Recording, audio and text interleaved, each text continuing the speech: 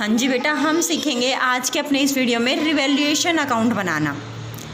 Revaluation account होता क्या है, क्यों बनाया जाता है, कब बनाया जाता है, ये सारे क्वेश्चंस होंगे जो आज हम अपने इस वीडियो में सॉल्व करने वाले हैं। इनके आंसर्स देखने वाले हैं हम।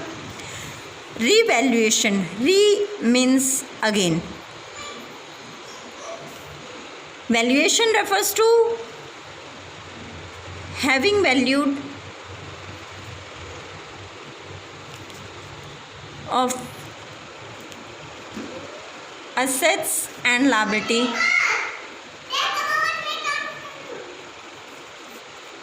on a particular date.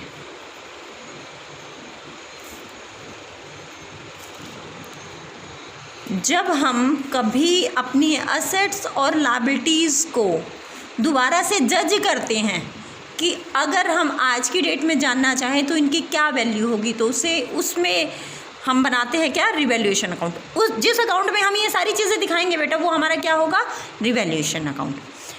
Again क्यों लिखा मैंने, क्योंकि देखो हर साल हम अपनी बैलेंस शीट प्रिपेयर कर रहे हैं और बैलेंस शीट में हम अपनी असेट्स भी दिखा रहे हैं, लायबिलिटीज़ भी दिखा रहे हैं। जब असेट्स और लायबिलिटीज़ दोनों दिखा रहे हैं तो इसका मतलब ये हुआ कि हम अपनी आज की डेट में वो वैल्यू है। ड्यूरिंग द ईयर, साल के दौरान अगर कभी ऐसा हो जाए पार्टनर्स का प्रॉफिट शेयरिंग रेशो चेंज हो जाए,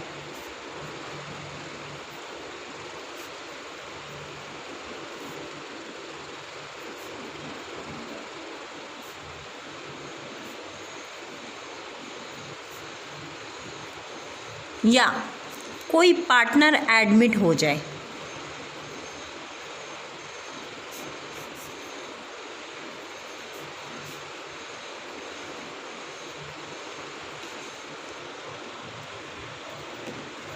या कोई पार्टनर रिटायर हो जाए, किसी की डेथ हो जाए,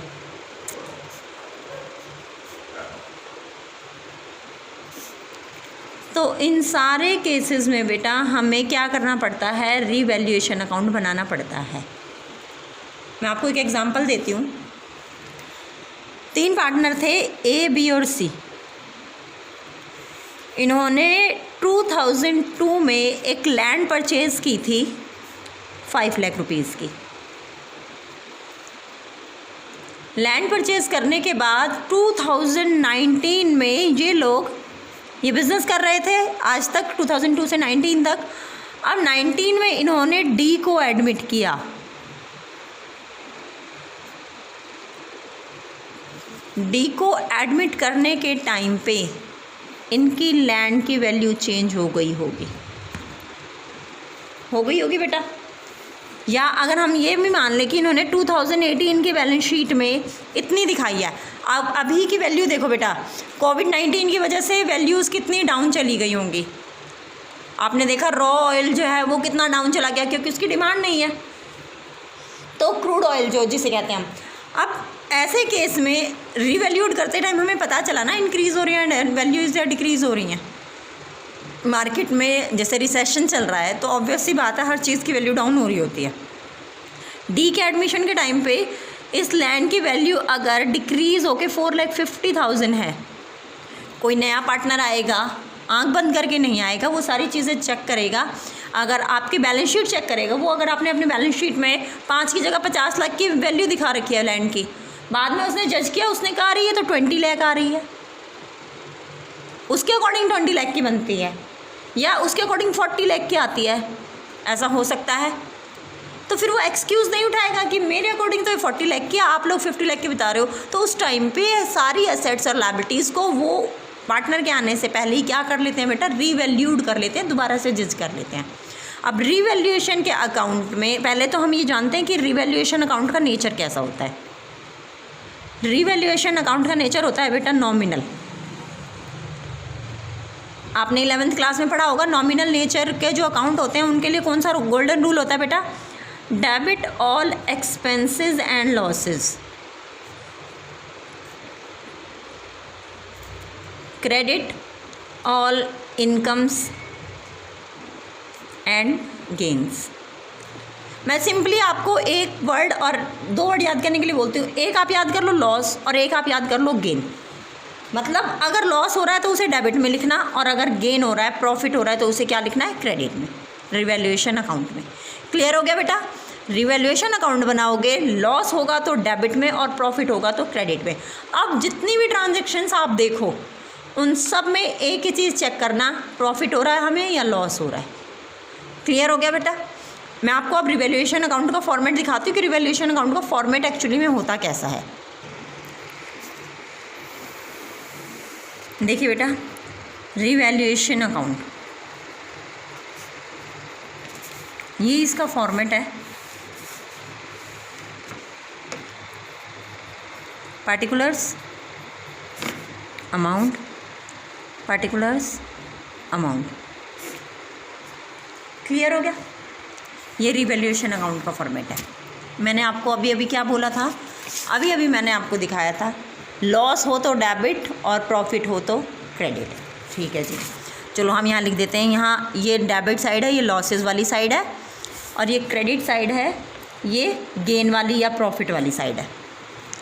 अब मैं आपको एक बात बताती हूँ बेटा, कब कब आपको प्रॉफिट होगा, इंक्रीज़ इन असेट, क्योंकि हम रीवैल्यूड कर रहे हैं, और रीवैल्यूड किसको कर रहे हैं, असेट्स और लायबिलिटीज़ को। तो जब कभी भी इंक्रीज़ होगा, इंक्रीज़ इन असेट्स, तो इंक्रीज़ इन असेट हमारी प्रॉफिट होता है। हमारी असेट की वैल्यू आप अपने घर से लगाइए, आपने सोचा हुआ है आपके घर का सोफ़ा जो है 40,000 रुपीज़ का है, मार्केट में चलो इसे सेल कर देते हैं, नया ले आते हैं, ठीक है, मार्केट में वैल्यूज़ चेक करने गए 45,000 का है, तो आपका 5,000 का क्या है, प्रॉफिट है। ऐसे ही किसी फर्म के लिए होता है, अगर वैल्यू असेट की इंक्रीज़ हो जाए तो क्या हो जाता है उसके लिए, प्रॉफिट। ऐसे ही डिक्रीज़ इन लायबिलिटी,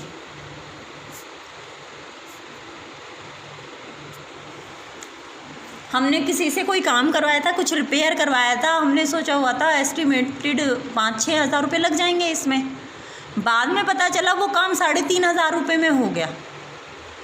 आपने मान के आपने अपनी बुक्स में नोट डाउन कर रखा है कि वो 6,000 रुपये लगेंगे उसमें, बाद में आपको पता चलता है अरे उसमें 3.5 लगे थे, खर्च आपको पे करना था ना वो, और बाद में आपको पता चल रहा है कि आपको कम पे करना पड़ रहा है, तो दैट मीन्स वो आपके लिए प्रॉफिट हो गया। क्लियर हो गया? अनरिकॉर्डेड एसेट्स, अब ये अनरिकॉर्डेड एसेट्स यहाँ क्यों आ रही हैं बेटा, आपकी फर्म है, फर्म में एक टाइपराइटर बिल्कुल ठीक था जो कहीं कॉर्नर में रख दिया गया, बाद में किसी ने ध्यान ही नहीं दिया ये टाइपराइटर है या ये प्रिंटर है।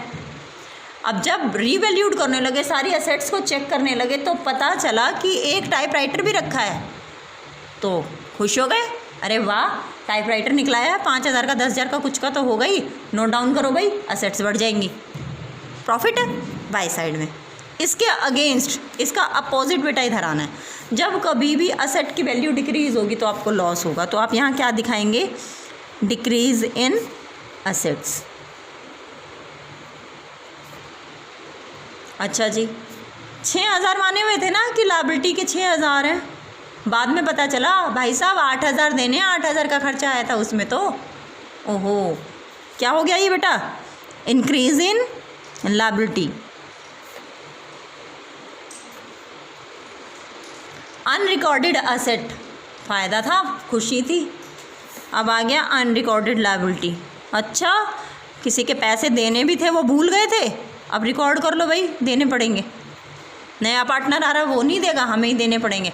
तो जब हमने रिवैल्यूएशन अकाउंट बनाया तो हमने देखा हमारी लॉसेस किस किस चीज़ से है और प्रॉफिट किस किस चीज़ से है। यहाँ तो बेटा मैंने आपको फॉर्मेट बता दिया है, लेकिन जब क्वेश्चन में आपको स्टेटमेंट्स मिलेंगी तो आपको खुद आइडेंटिफाई करना पड़ेगा कि ये लॉस है या प्रॉफिट है। फॉर एग्जाम्पल मैं आपको एक स्टेटमेंट दिखाती हूँ यहाँ पर, stock was to be increased by 5,000। अब स्टॉक क्या है हमारे लिए, एसेट, और ये क्या हो रहा है, इंक्रीज़ मतलब बेटा बढ़ना, तो 5,000 रुपये का स्टॉक बढ़ रहा है, हमारा फ़ायदा हो रहा है, हम बाय साइड में रिकॉर्ड कर लेंगे बाय स्टॉक के नाम से।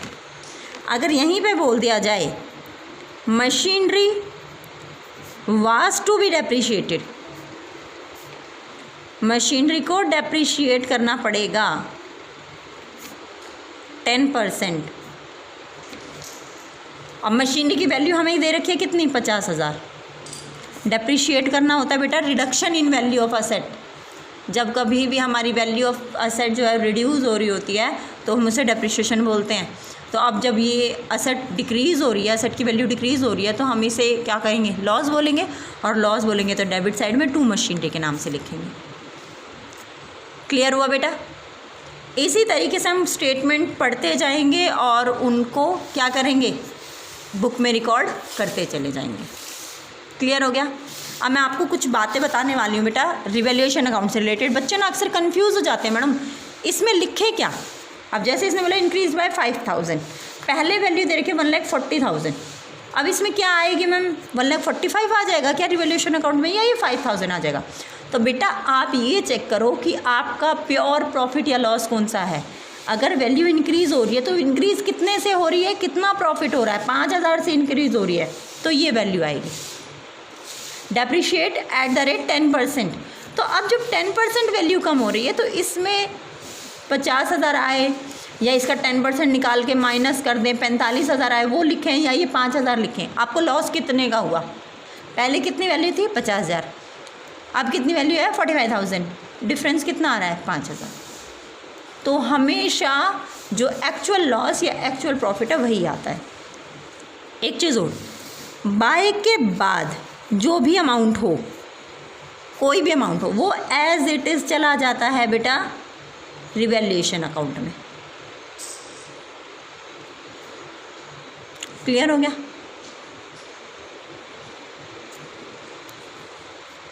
जहाँ पर परसेंटेज की बात आती है, ठीक है, इंक्रीज बाय 5%, डिक्रीज बाय 5%, तो ये जब ये वाला केस आता है तब इस केस में भी हम क्या करते हैं, जो परसेंटेज जितना भी परसेंट बोला गया है वो ही हम लिख देते हैं। फॉर एग्जांपल जैसे machinery was to be depreciated at 10%, तो 50,000 का 10% कितना आ गया यहाँ 5,000, तो ये 5,000 कहाँ चला जाएगा, रिवैल्यूएशन अकाउंट में।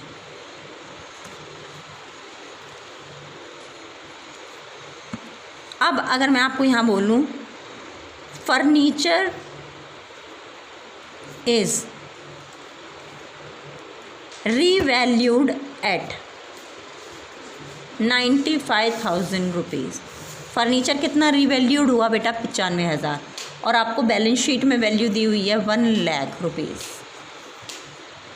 रिवैल्यूड क्या मतलब, हमने अब जज किया कितने का है ये 95 का, यानी जहाँ एट आ जाए वहाँ पर जो बैलेंस शीट वाली वैल्यू है और जो एडजस्टमेंट वाली वैल्यू है, इन दोनों का क्या निकालना है आपने, डिफरेंस।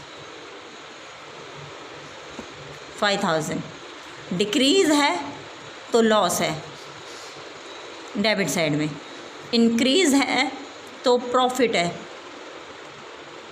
क्रेडिट साइड में। समझ आया बेटा? ये आपका रिवैल्यूएशन अकाउंट का बेसिक कॉन्सेप्ट चल रहा है बेटा। अभी बहुत सारे मेजर पॉइंट्स होंगे जो आपको यहाँ पर डिस्कस करने पड़ेंगे, ठीक है।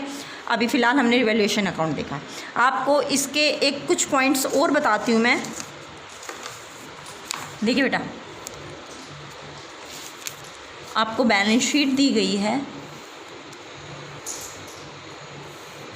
और बैलेंस शीट में स्टॉक दे रखा है 90,000, और आपको बोला क्या गया है बेटा, आपको बोला गया है stock was found under valued bye 10%। अब जैसे कि मैंने अभी आपको समझाया, जब मैं ये पॉइंट बाय परसेंटेज वाला मैं बोलती हूँ तो बच्चे क्या करते हैं, डायरेक्ट 10% कैलकुलेट किया 9,000 लिख देते हैं। लेकिन बेटा जहाँ अंडर वैल्यूड या ओवर वैल्यूड आ जाए ना, तो ये एक्सेप्शनल केस हो जाते हैं। देखो किसी भी चीज़ को करने के लिए ना उसका मीनिंग समझना बहुत ज़्यादा ज़रूरी है, और अकाउंटेंसी में तो एक एक वर्ड का ऐसा मीनिंग होता है कि वो स्टेटमेंट ही चेंज कर देता है। जैसे इसने क्या बोला, स्टॉक वाज फाउंड, स्टॉक पाया गया, अंडर वैल्यूड कम लिखा हुआ था बाय 10%, यानी वो 10% कम लिखा हुआ है। कहाँ कम लिखा हुआ है, बैलेंस शीट में। ये आपकी बैलेंस शीट है और इसमें स्टॉक क्या है, 10% कम लिखा हुआ है। तो मतलब यहाँ ये कितना लिखा हुआ है बेटा, यहाँ ये 90% वैल्यू है, और अगर आपको यहाँ 10% निकालना है तो 100% का निकालो। क्लियर हुआ? अगर ये पॉइंट इस तरीके से समझ नहीं आता तो अंडर वैल्यूड ओवर वैल्यूड याद रखो कि जहाँ अंडर वैल्यूड और ओवर वैल्यूड का केस हो वहाँ हमें क्या करना है, अंडर वैल्यूड के केस में 10% कैलकुलेट करना है। तो अब यहाँ क्या करेंगे, 90,000 स्टॉक, जस्ट स्टॉक वर्ड आप शो कर दीजिए वर्किंग नोट में, 90,000 इंटू 10/10% कैलकुलेट करना है ना, 90 लेना है बेटा। अंडर वैल्यूड के केस में कम करके, क्या कम करके लेना बेटा, 100 में से जितनी वैल्यू कम मेजर की गई है ये वाला 10%। अगर यहाँ पर 20% बोला हुआ होता आपको तो आप यहाँ पर क्या करते, 100 में से 20 माइनस करके 80 ले लेते बेटा, लेकिन इसने हमें 10 बोला था तो हमने 100 माइनस 10 किया, यहाँ कितना आ गया बेटा, 90। क्लियर हो गया? अंडर वैल्यूड के केस में आपने क्या करना, माइनस करके लेना है। अब आप इसे सॉल्व करेंगे तो आपका कितना आएगा, 10,000। तो इसका मतलब ये हुआ कि आप जब रिवैल्यूएशन अकाउंट बनाएंगे तो आप जो ये लिखेंगे 10,000 वैल्यू आप शो करने वाले हैं यहाँ पर। अच्छा, अब मैं आपको एक बात बताती हूँ, अंडर वैल्यूड का केस आपके लिए लॉस है या प्रॉफिट? आपको पता चला आपने अपने असेट की वैल्यू 10,000 रुपये कम लिख रखी है, अंडर मतलब कम लिख रखी है।